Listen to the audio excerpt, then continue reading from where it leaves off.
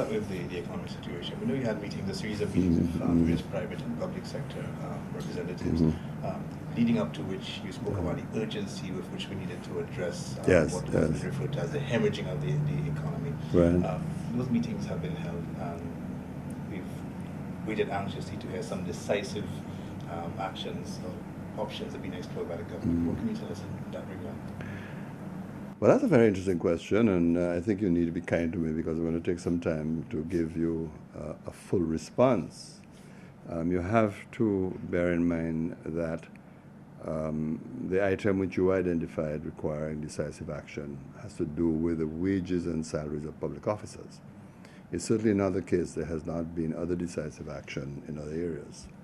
I think you are aware of the fact that we have been able to reduce the deficit from a high of roughly 9.6% of our GDP to about 5.8, 5.6.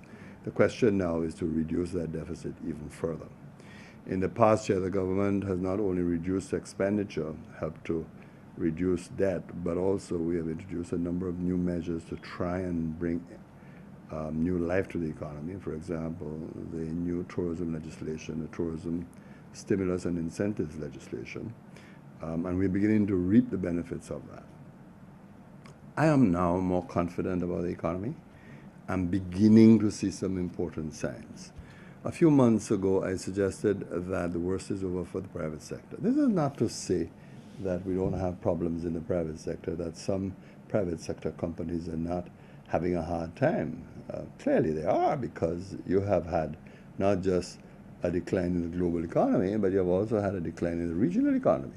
Regional countries are buying less and less of what we produce because of their own problems. Barbados is a classic case in point. So there are companies in our midst that are having difficulties, and we need to be realistic about that. But at the same time, we are beginning to see the first shoots of growth, I think. First, tourism sector is doing exceedingly well. We have had an almost 8% increase in arrivals from the UK, a bumper July arrivals from the UK, about 13%. So we are holding our own, and I think we're going to have a fairly good cruise ship season this year. So that sector of the economy is stabilizing and is beginning to show some growth. One of the major weaknesses we have in our economy, of course, is a structural one, and we noted in the last budget, for example, that construction was down significantly because construction contributes significantly to growth in our economy. I'm hoping that we gradually see a turnaround, not only in the government projects that are underway, financed largely by the Caribbean Development Bank and other agencies, but also we will see some improvement in that overall portfolio. So I think on the private sector side, we are now beginning to stabilize, and we're now beginning to see some forward movement.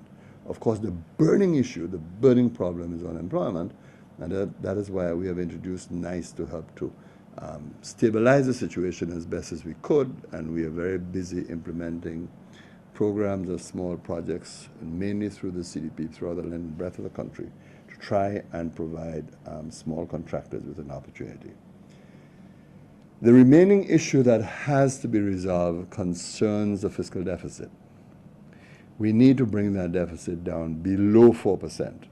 As I said earlier, we managed to bring it down last year, about 5.6% of GDP, but we need to go even further. So there is an outstanding issue to resolve, and that is the outstanding issue of reducing the cost of government operations.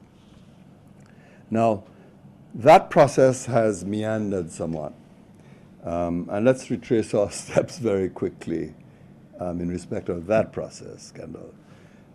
You'll recall that when the budget estimates were laid in Parliament, the first thing that was said was that we have unilaterally reduced wages by 5%. There were some union leaders who were suggesting that any reduction in salaries ought to go to negotiations. The government indicated that while that was an indicative figure of where we need to go, but it will enter into discussions with the unions. And we had several engagements, I think all told maybe about 6 meetings with the unions. Of course, the Civil Service Association stayed away, but we had a dialogue with the Trade Union Federation. The Trade Union Federation position was that 5% is not on the table, that this is not a matter for negotiations. Of course, that was the same position which the CSA adopted. In recent times, I'm told that the CSA's position is, well, the government has already legislated this in the budget. That is not an issue for discussions, so 5% is not on the table.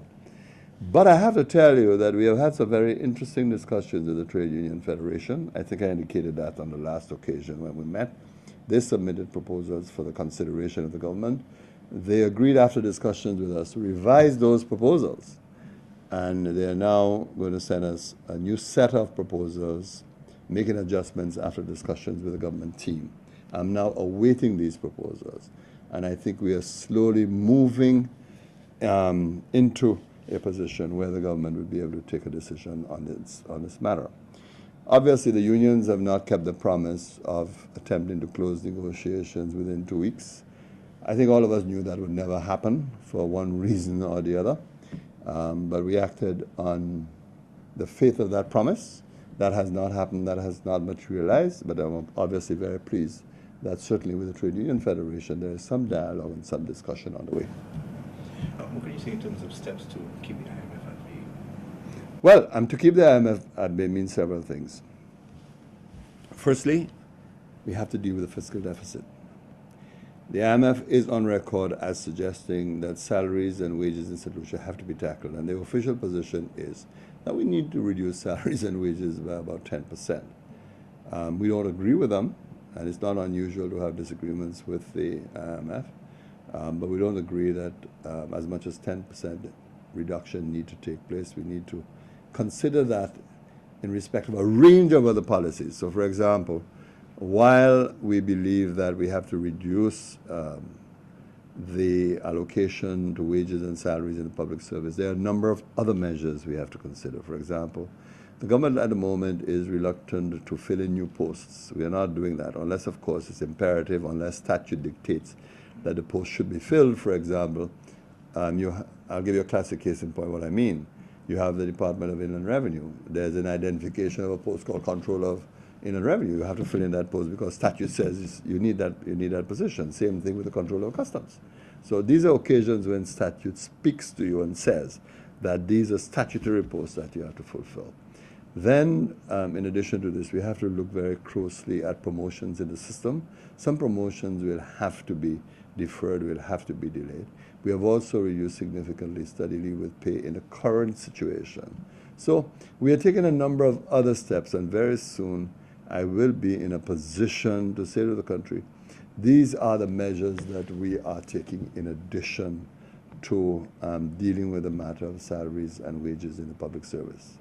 So these are some steps we need to take, but the economic issue is not one solely facing St. Lucia.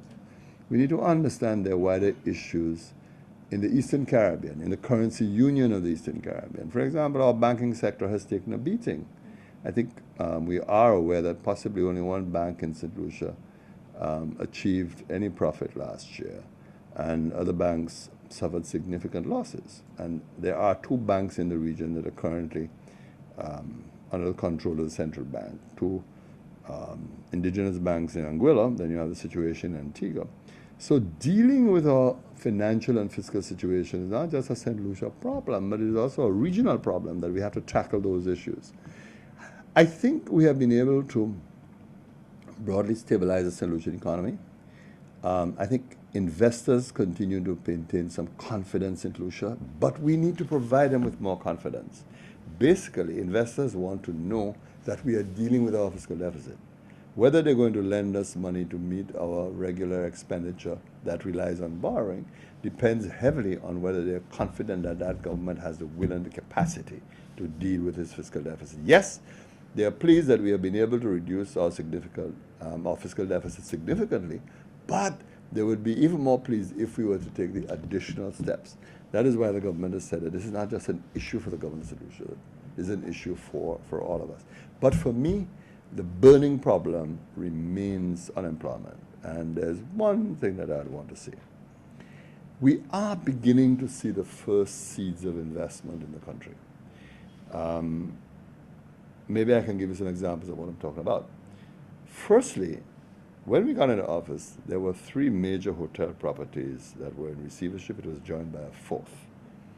All of these properties have now come out of receivership. They have new owners, and we're beginning to see new investment. I'm very excited, particularly, for example, what is happening at Smugglers, because that has been bought over by a Canadian group. They have a fleet of airlines, Sunwing, which will strengthen our capacity in Canada, and I hope will lead to increased numbers from Canada, because we need increased numbers very badly. We just don't need seats, but we need persons to fill those seats. So we're going to see some signs. The Boca Group has purchased a property in Belvedere in between Canvey, and Soufriere, and they're now taking the first initial steps to actualize or realize that investment. I think they're going to start road construction very soon, and moving towards building a high-end hotel and villa property there. So that looks exciting. There are some small hotels on the way. I think up at Rodney Bay, for example, we know that the dive center and the accompanying small hotel, that is under construction. I think the small hotel has actually started, but I can't confirm this. I know the dive center for sure has been under construction. But we are also seeing a number of hotels who are engaged in expansion and who have written to the government asking for additional incentives under this new tourism stimulus and incentives bill. So I think we are beginning to see a slight turnaround, which really portends possibilities for this country. And gradually, I think we're going to come out of the situation that we're in. So I'm confident, I'm hopeful about the future. My biggest concern now is that we need to make the final 100 yards, and that means that we have to take decisive action with the deficit. It will be a good thing if St. Lucia is able to reduce that deficit by the end of this financial year. Okay, final question. Sure. Has to do with the reaction to the U.S. concerns about the alleged extrajudicial killings in terms of the U.S. attributes. Yeah, it's a big issue because the actions of the United States of America has cost us dearly.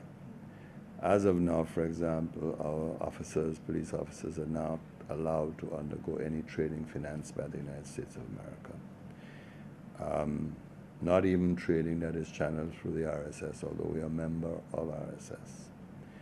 And St. Lucia can't ask other countries to forgo training in solidarity with St. Lucia. That really does not make sense. So we have to stand on the sidelines and watch the situation. Some of our senior officers are not able to travel to the United States. But more serious for us is the unwillingness of the United States to finance the operations of our Coast Guard.